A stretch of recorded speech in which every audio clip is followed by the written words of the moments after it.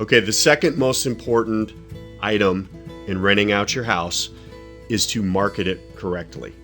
Now, you've just been armed with the knowledge that you're losing $25, $50, even $100 a day, depending on how much your property rents for.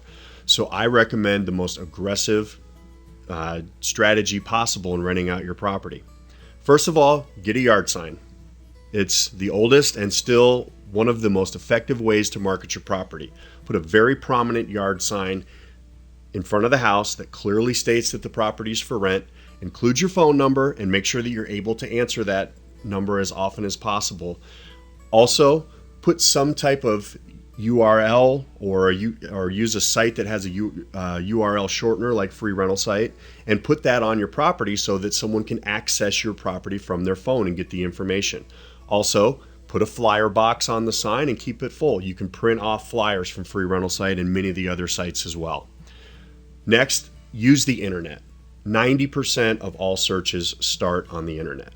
Now, most amateur investors are only familiar with Craigslist, and Craigslist works. There are many other options out there. If I was going to rent out my property, I would use Craigslist, but I wouldn't go directly to Craigslist.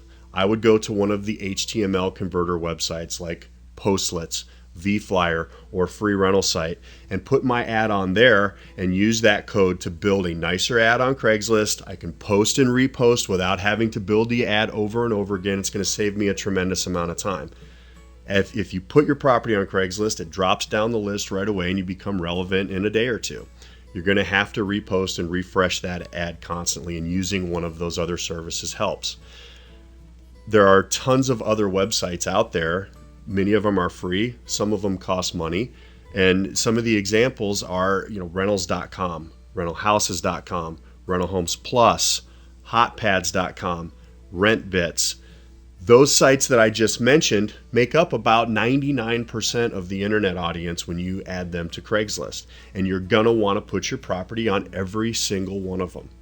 It's going to cost you $50 to $100 for some of those properties and some of those websites to advertise on. But when you consider that you're losing $50 or $100 a day, if those other sites can help you get your property rented 1, 2, 3 weeks faster, which they absolutely will, then you need to put your properties there as well. Also, depending on what market you live in, go do some local searches. Find out who's coming up in search results for terms like homes for rent. If you live in Denver, type in Denver homes for rent in Denver, Colorado. Do some searches, pretend you're a tenant, because that's exactly what tenants do.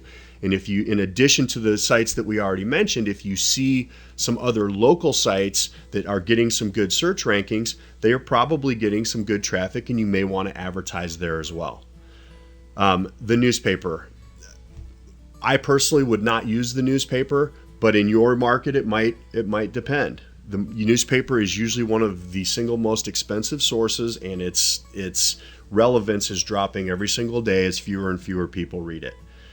Now, if you employ this strategy, you will rent your property in the most efficient and fastest manner. Now, remember, when you're running all of these ads, there's going to be a lot of people contacting you. They're going to be calling you, they're going to be sending you emails, and you have to be available to answer those. You want to answer those leads right away. Now, it's going to be very time consuming for you to show the property often. So what you want to do is make sure that you build a great ad that shows as much detail as possible. Let them know what pets you accept. Let them know your smoking policy.